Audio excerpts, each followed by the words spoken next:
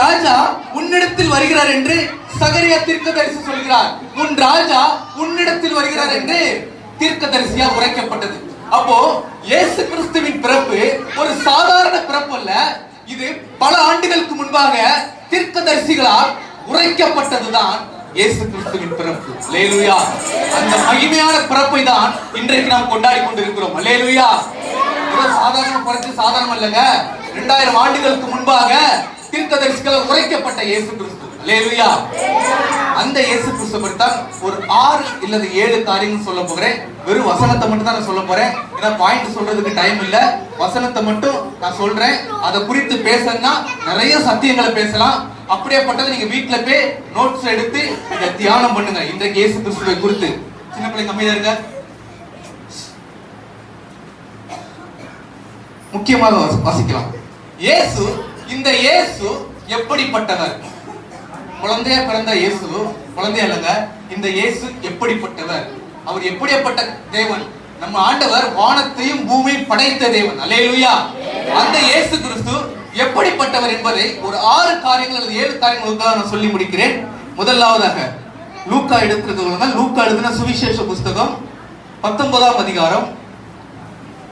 லூக்கா 19 1 4 வரைக்கும்.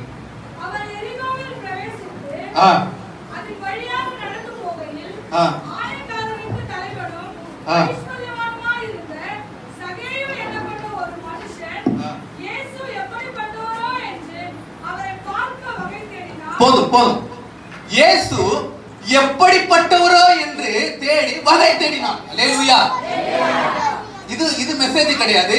அங்க பாருங்க, இயேசு ஒரு சகை என்ற ஒரு வரி வசூலிக்கிறவர் இருக்கான். ஒரு குள்ளமா இருப்பான். இயேசு ஒரு வீதியில வருகிறார். அவன் எப்படிப்பட்டவன் தேடி அவர் எப்படிப்பட்டவரோ என்று தேடி வகை தேடினான்.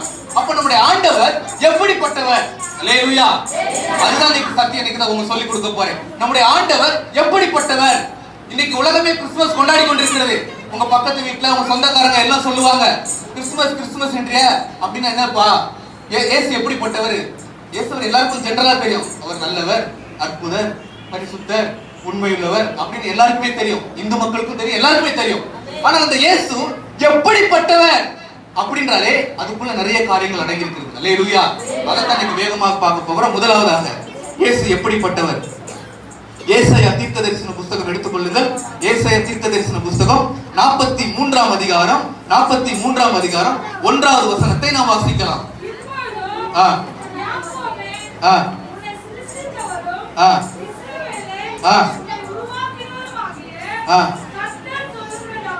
போதும். உன்னை உருவாக்கினவருமாகிய. அல்லேலூயா. நம்முடைய தேவன் யார்? நம்மளை உருவாக்கினவர். அல்லேலூயா. இங்க ஏசாயாவுக்கு சொல்லப்பட்டிருக்கிறது, நம்முடைய தேவன் யாரா? நம்மளை உருவாக்கினவர். அல்லேலூயா. தாயின் கருவின் முன்னே நம்மளை பெயர் சொல்லி அழைத்த தேவன். அல்லேலூயா.